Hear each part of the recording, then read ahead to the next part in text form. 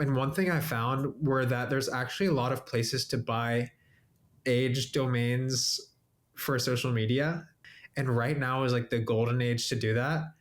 Like, for example, I got an account that has 15,000 followers on TikTok for $40. You have to have 5,000 followers to basically become a TikTok affiliate. And you have to have 10,000 followers to do that thing where like you post one video and if it gets 1,000,000 views, you get $1,000. So you actually don't want to go viral with a 1,000,000 view video until you've already gotten the affiliate. Yeah, which really kind of stinks. Like I have a personal account. I don't know if you guys watched The Golden Bachelor at all, but I was really into it like maybe last month or 2 months ago. I was just taking clips of it like on my phone, like taking a video of my computer. And over the last 60 days, my account has gotten 31 million views.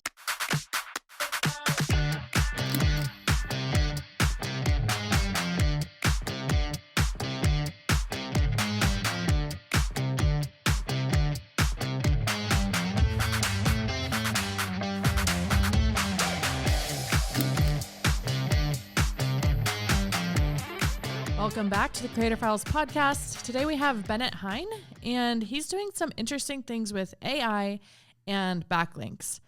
We use backlinks in a way, but we are kind of particular about the way we use backlinks on our websites, but we're really just interested to talk about this and kind of maybe the differences even in the way we use backlinks and what you're trying out and the future of how to use AI to get backlinks and to get quality backlinks, which we've talked about a little bit before we started recording because we all care about quality backlinks. So I think this is going to be a really interesting conversation. But first, Bennett, tell me a bit about your background and how you got into all this. Well, I'm Bennett Hine. I'm from Cincinnati, Ohio. I went to school at Ohio State, go Bucks. And there I actually got an internship at an SEO agency. And my boss was really interested in like affiliate marketing. And he actually showed me how to set up my own affiliate site. Along with the help of Income School and other YouTube channels, I started my own thing and started blogging. From there, I was really interested in building backlinks and showing up for a lot of different keywords on Google.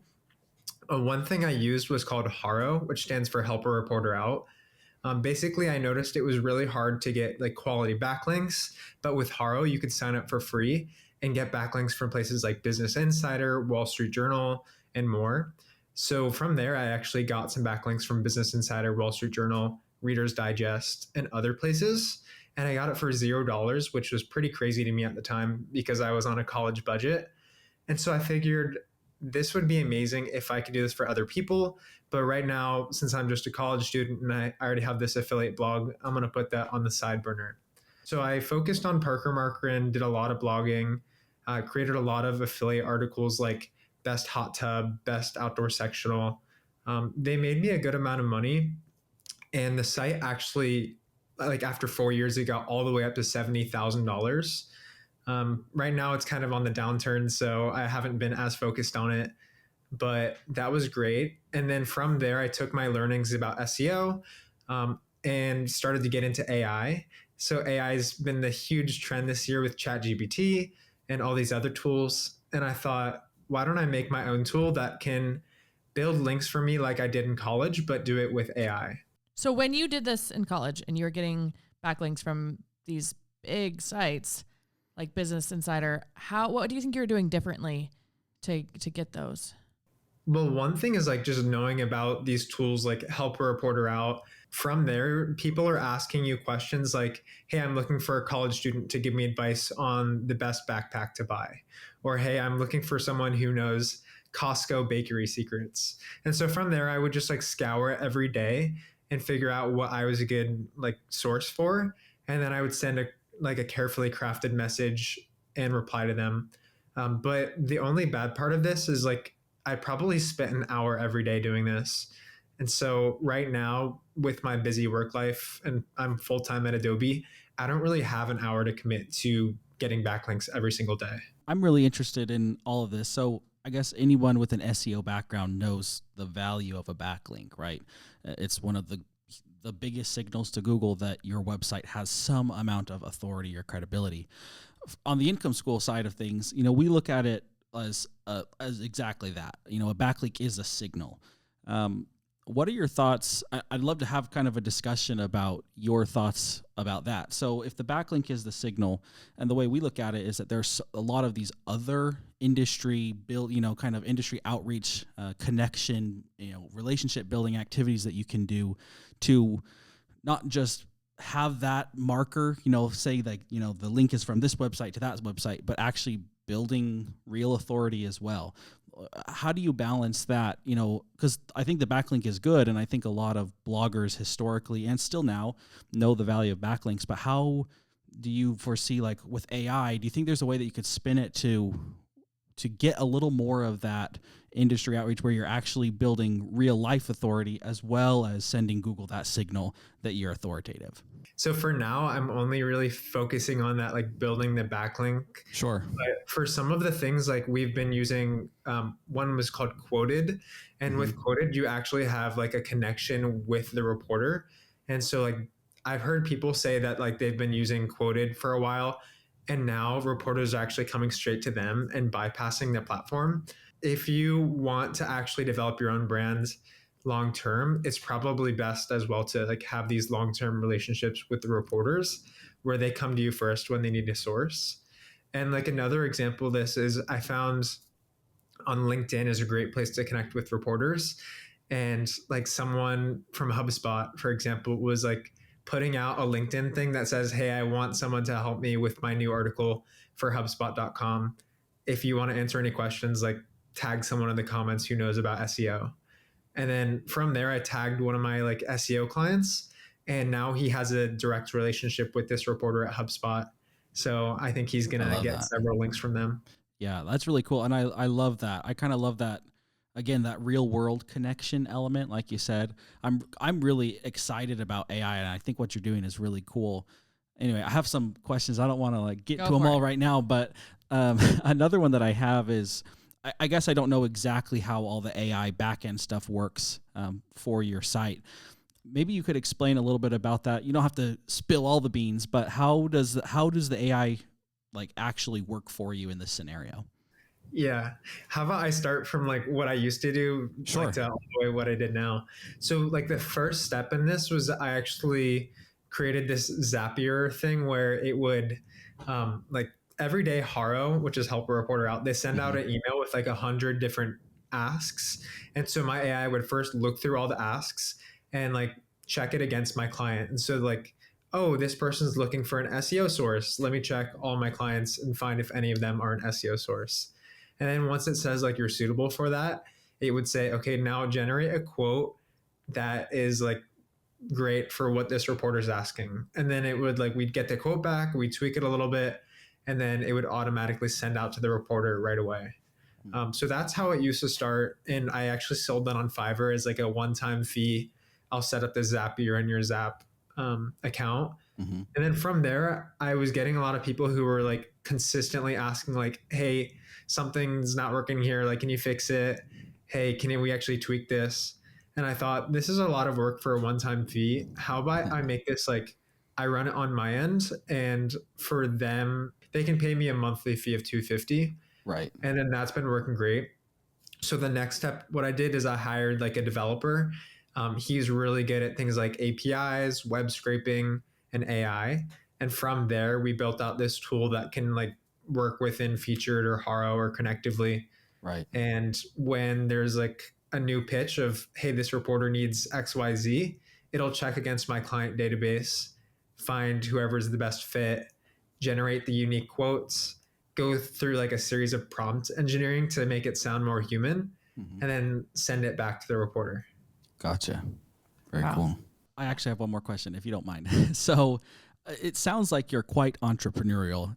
You said you started, your first website, you were in college. I guess just a little bit more about like your background. What made you be like this? I think that there's a lot of people who feel similar ways. A lot of people who, follow Income School or any of our other social medias. I think a lot of them are similar to you where, they have all these other things going on, but not only like a little bit of background, why do you think you're like that? But also, how do you make the time with all the other stuff you have going on Anyway, how do you prioritize all that? Well, the first thing I'd say is probably, I guess they always say work harder, not smarter. Like you can get the same amount done with like using different tools. And like if you use this tool, it'll be X amount quicker.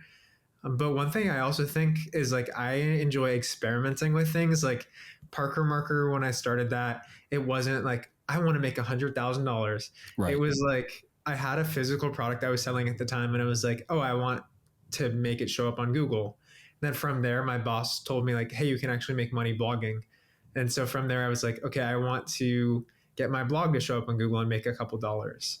And so like right now, I'm experimenting with like backlinks, SEO, AI, even TikTok. Like TikTok affiliates is something I can dive into later, and TikTok Shop. There's a lot of different avenues to make money, but I would say like if you don't try something, you're not going to know. So just try a lot of things, and some of them are going to work and make money.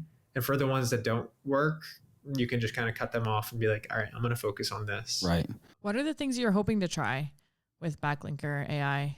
That's a great question. I think one thing would be like personalized avatars per the person. That would be pretty cool because like everyone's like, oh, I don't want it to just sound like a generic AI. Like I've written 100 blogs. Like, could you use that as a training set of like making it sound like me so that the reporter is going to be like, oh, wow, like this sounds just like it was written by Julia from Income School. That's one thing. Another thing is like figuring out a way to get even more backlinks with AI outside of just like reporter outreach. One method that people have been using for so long in backlinks is like guest posting. So basically you like email someone and say, hey, I noticed you're the owner of incomeschool.com. Could you give me a price for how much it costs for a guest post? And then like you guys reach back out to me and say it's $100. And then I like set it up with the marketplace and connect people from point A to point B. I think there's a lot of like opportunity to make money in that as well, where it's like with the reporter outreach, I've had clients who are happy and I've had clients who are unhappy. And like the clients who are unhappy is because first off, I don't control the reporters, so I can't guarantee that you're going to get like 10 backlinks this month. If the reporter thinks that your quote's not a great fit for their site, they just won't use it. Versus like the guest posting, it's actually more of a fixed thing. Like you just pay $100 and in response, you get this backlink. Right. And so the quotes that you're using are generated by AI, right? Yeah. So we were talking about how you might be able to use like a custom GPT for each client. I mean, it would be a lot of work, but if you could do that, then they could be completely customized. Have you thought about that? Yeah, kind of. Like that is kind of connecting to that point I just said about having like a personalized avatar for each person. So that sounds just like you and it's trained on your blogs. How much effort do you think that would take per client? Would you probably have to raise your prices a lot? Or figure out like a scalable way to like, because I think it's actually really easy to make a custom GPT. Like my friend and I made one the other day. All you have to do is like give it a PDF or give it a Word document of all the data that you want to use. And then from there, it'll like work. So I honestly I think since the demo day came out in like, I think it was November or December, that's been a lot easier to do. So that actually might be something I take advantage of as long as the client can give us all the training data. Yeah, to me, this seems like probably one of the biggest maybe wins or opportunities. I love the direction. Again, kind of the way that we look at it is all about like building real connection, being like participating in the industry and, you know, building real authority. And so I love the idea of using this custom, you know, having this custom avatar and building out the profile to the point where, like you said, like all the quotes could potentially be based on, you know, you could have the custom GPT, you know, read and understand and pull all the data from the person's website and, you know, pull on their expertise of the articles that they wrote and only that expertise. Like, I feel like that would be so valuable because then, like you said, right, maybe then rather than getting a little bit of a random quote from the AI, maybe the AI would actually quote one of your articles, or at least, you know, maybe pull information from one article and a little bit from the other and actually generate a quote based on your real life experience or something that's happened in your past. I think that would be so cool. Yeah. Also, one thing within that is like a lot of clients ask, okay, is this going to build links to my homepage, or can I actually have it linked to my money page? Mm-hmm. If you had the custom AI, then you could tell it like, try to make it reference one of these money pages so that the Right. reporter might link to that, and that could be helpful. That would be awesome. Let's talk real quick about your clients again. So you said some were really happy and some were not so happy. It was mostly the number of backlinks that they got that they were dissatisfied with, or was it the quality? I would say it's the number. Yeah, like for example, one of my best clients recently, he got 8 backlinks in a month, and then he was also like, it said on featured.com, it was said that like 6 people were writing an article in progress, and he was going to get a backlink from them. Wow. So that's a good example of like when it works well, it works well. Right. The other example of like when it doesn't work well is I was doing this for an SEO agency owner. So like they're super intense about their SEO and like they know everything that there is to know. Right. And it got them maybe like 3 backlinks. And I think over the course of a month, and 2 of them were from the same site. And it's like, they're saying like, okay, this is great, but I could have went on a third party like Fiverr type of website, done some research, and had someone buy this. Like it's not a Business Insider link. I think it was like hrvendornews.com. Okay. And maybe like DR30. And he was saying like, okay, for me, $250, I could have spent like $50 on this backlink twice and then still like had some money in my pocket. So for him, it like didn't make sense, but I think that's one of the risks of like using AI. And one of the things on my end is I don't want to guarantee backlinks. And I also want to be upfront that like this might not work for everyone. Like first off, it depends on your niche. We only really want people from niches that are like very popular. Like someone asked if they could be a client of mine for like numerology, and I had to tell them like no, because there's no reporters asking for quotes about numerology. But even for like this SEO one, I think maybe it was like the season, or maybe his quotes just didn't resonate with the writers that month. What topics have you found do the best? I would say one that works really well is real estate. Like I actually have a lot of real estate clients, and I've been able to consistently get backlinks from Go Banking Rates and other like realtor.com, Homes and Gardens. Those are the big ones, but like oftentimes I'm able to get from like smaller, probably like DR40 websites for real estate. It sounds like you do this for quite a few clients. Have you thought of kind of leveraging this value proposition that you have for others and I guess utilizing it yourself? I mean, you talked about your original site that you had that has kind of tapered off over the last little while. Have you ever thought about resurrecting that site and utilizing this tool for that? Yeah, possibly. I think the backlinks on that site are not a problem. Like it's a relatively good DR. I think the problem with that site is actually I got too greedy with using AI content. I built a plugin myself where it's a pretty cool idea. You just put in a keyword like lawnmower, and then in 30 seconds, it writes an article and generates it, and also adds images, links to the Amazon with the affiliate links, and publishes it. But the only downside was I think Google caught on with the helpful content update, because they were like, okay, this content seems like it's written by AI, and there's hundreds of pages that were published in a day. Would you consider it to be, I mean, just after reading through some of the content, would you have considered it to be maybe thinner content or just lower value, generally speaking? Or do you feel like it was still fairly custom to maybe what you would have written anyway? Probably lower value a little bit, but like with AI, it's all a matter of tweaking. And I think this experiment shows that it wasn't good enough, but it doesn't necessarily mean AI content doesn't work. Like I've seen this guy on LinkedIn say, these LinkedIn influencers, I'm not sure like how much I trust them, but he's like, oh, look at this. Like I took a finance DR50 blog from 100,000 monthly visitors to 1.1 million monthly visitors using AI written content. Like something like along that lines. I don't know how much I believe that, but I think AI content to me seems like it would do well. And it seems like if you had the right models, it could be hard for Google to detect what's real and what's written by AI. Yeah, we've seen a lot, especially over the past year, kind of with the rise of ChatGPT and the rise of AI talk in general, that it doesn't seem that it's as much that Google cares if it's AI written, but like you said, with the helpful content update, it's really like, what value does it bring? You know, is it original? Is it helpful? Like all those elements, I guess, seem to matter more to Google than if it's written by a real human or by an AI. So I think you're right. I think that it's not a matter of does AI work for writing or not. It's a matter of, is your model honed in enough? Is it bringing enough value, or maybe you need to go in and add a little bit of extra value, or like you said, have someone review the content to get it up to that standard.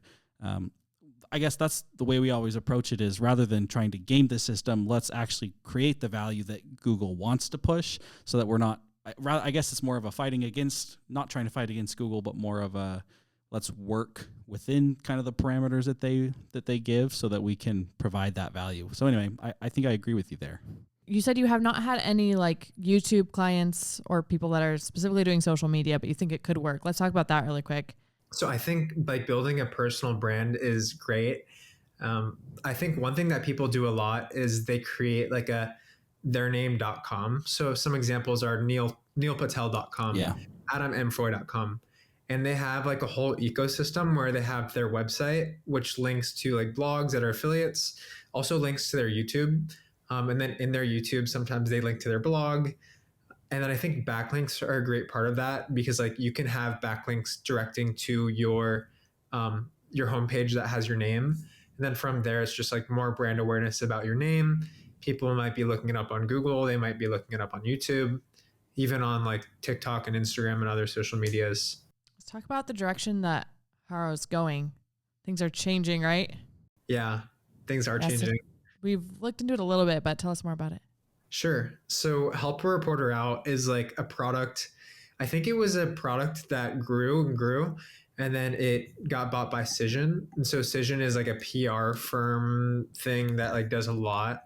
A software company that focuses on public relations is an easier way to say it. I think one thing that they've done is they're trying to move HARO from an email software to a like platform software. And they're taking it from a free product into a paid product called Connectively.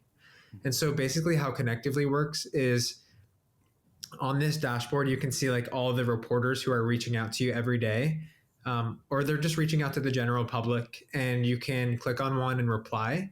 One thing though is you don't see the reporter's email. So I think they're doing that on purpose to prevent more spam. Like with this AI trend, I'm guessing a lot of people were trying to replicate what I was doing, where they get the email and then they write the AI pitch and send it back. But now that it's a paid software, there's probably going to be less people doing that because they don't want to like pay the money to test this out. And then the second thing is by not giving us the email directly, you have to do it through their platform, which takes some web scraping and API knowledge. So that's also going to prevent a lot of people from, I guess, as you would say, spamming it or using AI to give them unhelpful quotes. Yeah. But the thing that I'm really bullish about is in, I think, 10 days on December 31st, HARO is shutting down their email service and completely switching to Connectively. And so what that's going to do is it's going to take like all the people that use it every day. Maybe in February, they're going to be like, oh, I haven't received any HARO emails. Like, what's going on? And so for January, February, March, these early months, there's probably going to be like the lowest amount of users on Connectively, which means the highest opportunity to get backlinks from these reporters. For people that are doing it correctly and not spamming, hopefully it'll open up some opportunity. That's exciting. Oh, how are you going to be utilizing that? Are you going to be going hard on it in January?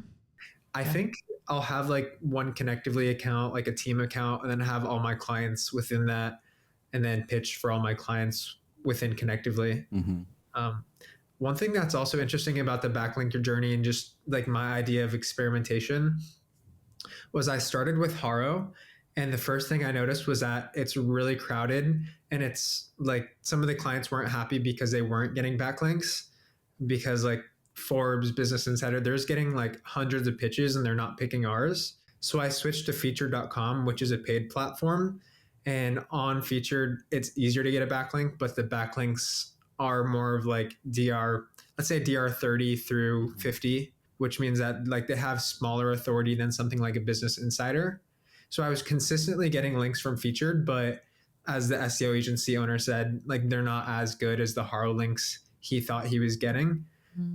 We tried out Quoted as well. And then I think now on January 1st, we're going to switch back to doing a mix of Featured and HARO/connectively. Yeah, you're really gaming it. That's cool. Yeah, so it's a lot of like moving around and figuring out what works. Yeah. And our early clients seem to be okay with that, like Yeah. kind of guinea pigs. Do you have any concerns about just the longevity of this model, or just that things will change to the point where it doesn't work as well anymore? Or maybe it's the opposite, where things will just get better and better, the technology will improve, there'll be more opportunities. What are your kind of more long-term thoughts? Long term, I think Backlinker is great, but I'm not sure if it's something that's going to be like $1 million business or even like Right. $1 billion company. I think if it just as an SEO agency and like the value that we're providing to our clients is they're getting backlinks at a low price. Mm-hmm. But if that changes and I feel like there's not enough value for the customers, I'll probably have to pivot with my business model or maybe do something bigger and charge more and have less clients. Right. And yeah, things change in AI so fast that Right. it's really hard to predict what's going to happen. So I'm just going to try to keep going on this and keep talking to my customers and hearing what they say and trying my hardest to keep them satisfied. Definitely. And do you prefer to work on the model where it's more one to many, have, a larger customer base, or do you like having a smaller customer base and be able to work a little bit more intimately with each person? That's a great question. I honestly don't know if I can say I have a preference because like they're both great. Yeah. One thing that I do have a preference for is like passive income, kind of Okay. being able to automate it to like an external service. Right. So ideally, I would be able to build this so well that my time spent with customers is like relatively minimal. And like the onboarding process and the backlinks process and the reporting process is all outsourced and automated. And I think then I would be very happy and I'd be fine with having 1,000 customers. Mm-hmm. But if I had to like do everything myself and make it super manual, I probably wouldn't want to go over like 30 customers. Sure. So let's talk about expired domains and then the opportunity you're seeing for kind of the TikTok equivalent of that. Yeah, expired domains are great for SEO. I'd say they're a hit or miss. For some people, they spend like $1,000 on an expired domain and then see no return on their SEO. Mm-hmm. I actually was talking, it's really cool. Like Backlinker is a great way to get connected with people. Someone scheduled a meeting with me. They were telling me about their website and I was like, okay, like this is actually insane. You guys went from 0 monthly traffic to 60,000 monthly traffic in like 3 months. And I was like, how did you do this? Like, maybe I should be taking the lesson from you and like getting your whatever you're doing. And he was saying he has a couple things that work for him. Number one is he bought an expired domain that was like pretty brandable. So that really worked for him. Then the other things that he did was like semantic SEO and topical SEO, which I'm not as familiar with, but I think is super interesting. And he was also very intentional about his like categories, internal linking, and like how he was writing his content. But yeah, that's a very cool case study that like expired domains do work. And he like the traffic line looks like that, and then it stays up at 60,000, which is super impressive. But basically in SEO, expired domains could be a way to get a head start. And so I was thinking about that, like, okay, what social media is the next big thing. Like there's so many people on TikTok. That's how you can sell your product now. Is there a way I could get ahead with TikTok SEO or being an influencer on TikTok right now and starting in 2024? And one thing I found were that there's actually a lot of places to buy aged domains for social media. And how that works, like, is you can go onto a website and buy an account that already has like 10,000, 20,000, even 100,000 followers. And right now is like the golden age to do that. Like, for example, I got an account that has 15,000 followers on TikTok for $40. And the opportunity with that is now I can make money with TikTok affiliates and TikTok shop. So, and the TikTok creativity beta program where they pay you $1,000 for 1 million views. But the thresholds there are that you have to have 5,000 followers to basically become a TikTok affiliate. And you have to have 10,000 followers to do that thing where like you post one video and if it gets 1 million views, you get $1,000. So you actually don't want to go viral with the 1 million view video until you've already gotten the affiliate. Yeah, which really kind of stinks. Like I have a personal account I don't know if you guys watched The Golden Bachelor at all, but I was really into it like maybe last month or 2 months ago. I was just taking clips of it like on my phone, like taking a video of my computer. And over the last 60 days, my account has gotten 31 million views, Wow. which is insane. But I only Interesting. had 7,000 followers, so I didn't make any money. Um, Is there but any copyright stuff with that? Yeah, I think that there is, but I'm actually like enrolled in this TikTok clipping course where they like teach you about like the ins and outs of clipping videos on TikTok. And one of the things that it said is that adding specific like attributes can actually make it semi-original content where they won't Uh-huh. take it down. Right. So like adding a reaction to it, adding like unique captions, adding a blur, um, adding like a different angle of like I wasn't like just screen recording it. I was taking a video of it playing on my computer. Smart. And so maybe like that counted as original content. But Right. Right. Yeah. YouTube just likes to see that you're adding something to it Right. and that it's, the non-original content is a small enough percentage of the rest of it. So I imagine TikTok has something similar, but I'm not familiar. That's really interesting though. What's been your experience with like expired domains, Nathan? Well, like you said, and I think that early on you said it works sometimes, it doesn't work other times. I think that that's what I've heard from a lot of people. I've never actually purchased an expired domain, but it seems like the people who have the most issue with it, or they find that it didn't work, is they found something that was, maybe it was an old site, maybe it had some, I don't know if dirty SEO is right, where some more black hat or gray hat type SEO things done on it. And so it might have been flagged by Google or marked as, and this is all supposed. They don't know if that actually happened, but maybe something that just didn't, maybe it had a high DR or something like that, but that it didn't end up giving them that initial boost. Or maybe it was in a specific niche, but then they switched niches and then they tried to build new content, but nothing really matched up. So like you said, it sounds like it works sometimes, but maybe not all the time. I did actually have a question for you, Bennett, kind of for the on the video side of things, kind of related to that. When you purchased this TikTok account, were you posting completely different content than what was on there before? And if so, how did you see an impact there on the new content versus the old content? yeah, so to be candid, I actually only bought the account last week, so I haven't had to interact with it. It's pretty new. Like the video thing where I said 31 million views, that was just on my main personal TikTok account where it's just like posting stuff for fun. But I think for this new account, I'm going to have two strategies to like, if you want to steal it. The first one is going to be like UGC content, which stands for user generated content. And basically what I can do is like, for example, I can buy a TikTok vegetable chopper and give it to someone who makes like UGC content for a living, pay them anywhere from $15 to $100 to make a video, post like 100 different videos on this account, and then add affiliate links to each video so that when someone buys it, then I make money through it. Cool. And then the other way is probably going to be like trying to find a niche and clipping videos of things that happen in that niche. But honestly, I'm not sure. Like in Google's eyes, you have to have one website about one topic. Right. And I'm curious if TikTok, like, can I go viral with a video about a TikTok vegetable chopper and then clips of the Golden Bachelor? Like, will that will my fans still be okay with that? Not sure. Right.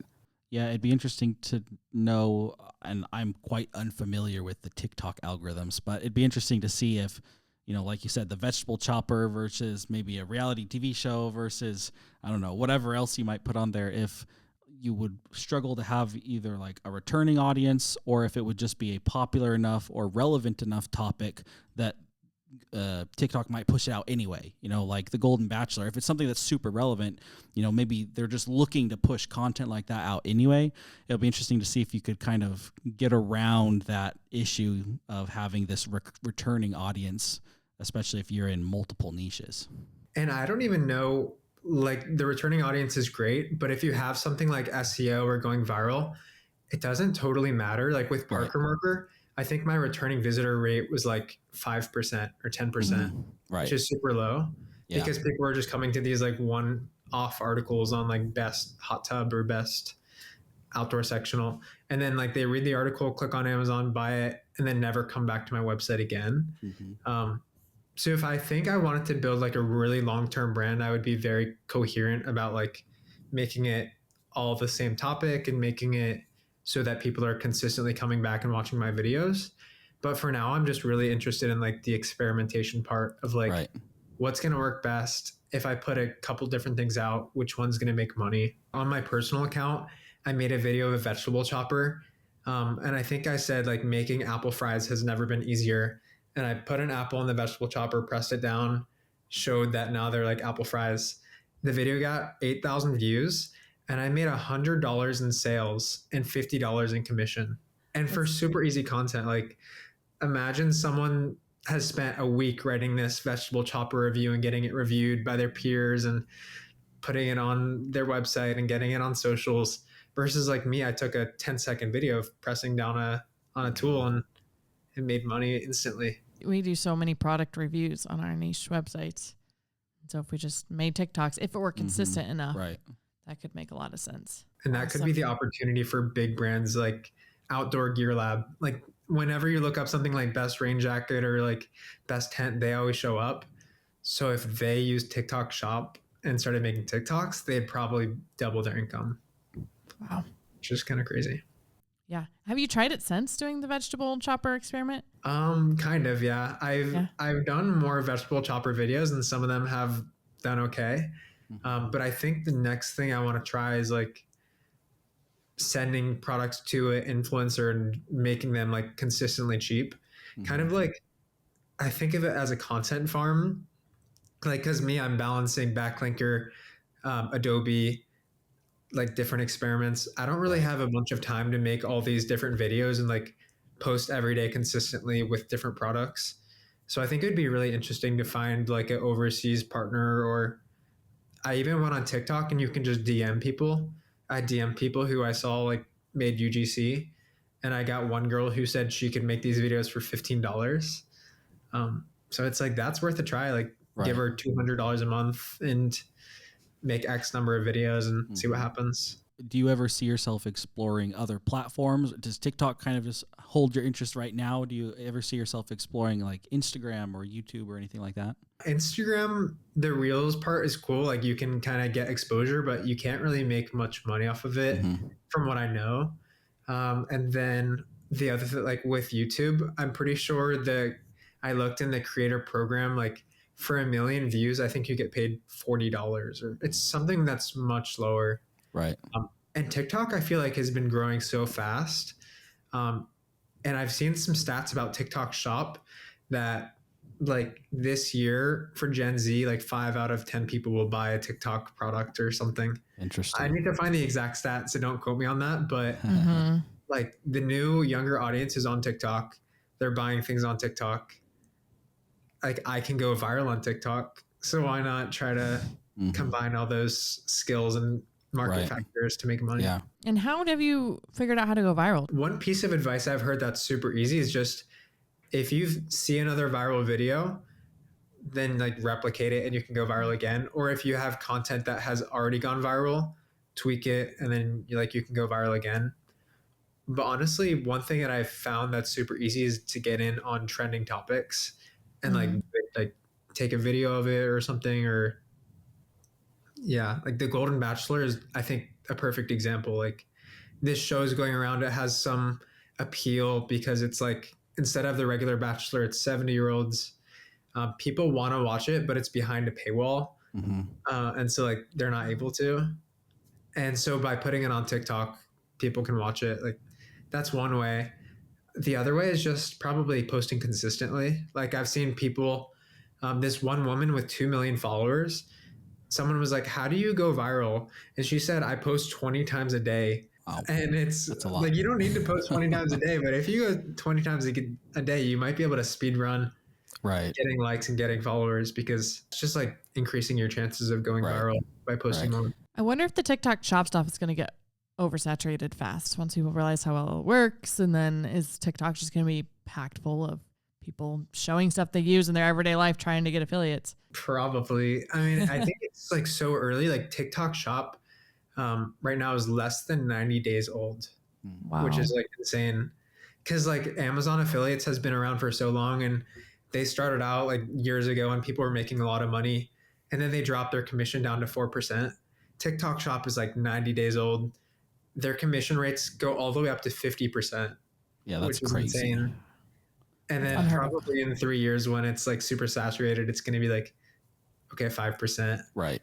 Everyone, like, there's no way you can really get in unless you're a big brand. Do you think you're more interested in kind of finding these initial opportunities and kind of riding those waves? I guess, do you think of yourself more like a serial opportunity finder, or are you looking for something that, generally speaking, that you could kind of settle down into? Or does the idea of settling down into something just sound so boring? Yeah, I don't know. It does sound a little hard. I think the serial opportunity finding is good because then I can keep like trying things and staying up to date. Definitely. But I think the goal is that eventually one of those opportunities would like work out super well. And I'd be like, oh, okay, like maybe if I'm already making, let's say $100,000 on this side hustle, I don't need to do another side hustle. I can just focus on this one and build it up more. Test as many things as you can. You're clearly good at balancing different priorities and jobs and projects. So that's exciting. It's exciting that you have the chance to explore these different things that you're interested in. The advice there is to find like semi-passive like side hustles kind of, because if you're doing something like where you have to trade your time for money, like let's say lawnmower, like you mow someone's lawn, like, yeah, that's a great side hustle. Like you're trading your time for money. But like if you spent your whole day doing this business, then you might not be able to like have these income streams going in the background. Well, I'm very interested in your Backlinker tool. I'd have to say, traditionally, we are not a backlinking type of people. However, what you said with the future of where you are hoping it's going, building out these custom profiles and, you know, having avatars for specific clients, I think I could get behind something like that where, you know, you're potentially even making connections, real life connections with specific reporters. Anyway, I think at that point I'd be like, okay, I think that this is more aligned with what Income School is traditionally, what we typically teach or do. That being said, there's a lot of people who listen to us who still are looking for backlinks. So I think it's really cool what you're doing, and I'm excited to see where it all goes. I enjoy that you're experimenting so much and trying to get feedback from your clients too. That's really cool. Where can people find you, Bennett? So I have a LinkedIn, which I'm trying to post more and be active. That is just my name, like linkedin.com/something/Bennett Hine. I am going to update my website, bennetthine.com. I have some old side hustles on there, but I'll probably update it with my new side hustles. So you can like, if one thing appeals to you, then you can click on that. And then you can find me at Backlinker.ai if you want to test out my product. $250 a month is a lot cheaper than other people. Like I know there's this big agency, they charge $1,000 for the same thing that I'm doing. Only difference is they guarantee backlinks, but it's like, I think the fact that my thing is so cheap and so powerful is a good start. And so I'm willing to take on new customers and work with them. Awesome. Very cool. Thanks for being on. We learned a lot. Yeah, appreciate it. Great to talk to you.